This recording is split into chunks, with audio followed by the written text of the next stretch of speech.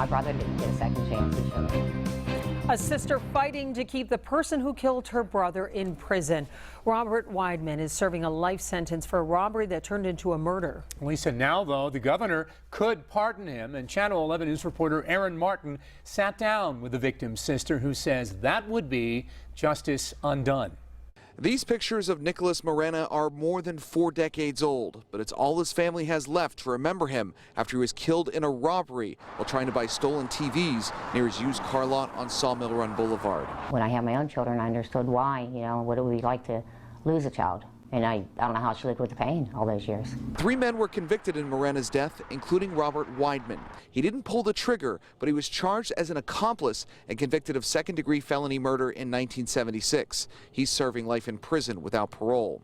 Weidman's brother wrote about his case in the award-winning book Brothers and Keepers. My brother didn't get a second chance. He shouldn't.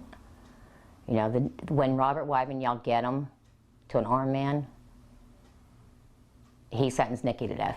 But the Pennsylvania Board of Pardons saw it differently, unanimously recommending Weidman get clemency. The only witness was Allegheny County Judge Jeffrey Manning, then the Assistant District Attorney who prosecuted the case. In a letter obtained by Channel 11, Manning supported Weidman's push for a pardon, saying in part, quote, "I ask that you consider the petitions of all inmates sentenced to life without parole who did not commit any act which directly caused the death of another human being." The decision ultimately rests with Governor Tom Wolf. In a phone interview, Weidman's attorney says they're anxiously awaiting the decision, adding, quote, "It was a sad, regrettable situation, but 43 years have passed. He doesn't deserve to die in prison. He's very much a changed man." He's a changed man that conned the Board of Pardons. Aaron, I understand new evidence may have influenced the parole board. What'd they hear?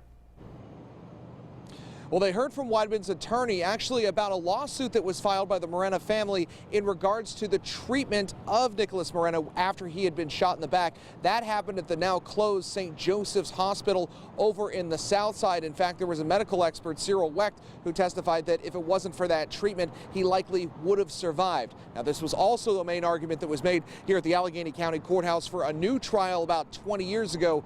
That was ultimately rejected, but that was definitely part of the discussions in front of the board, David.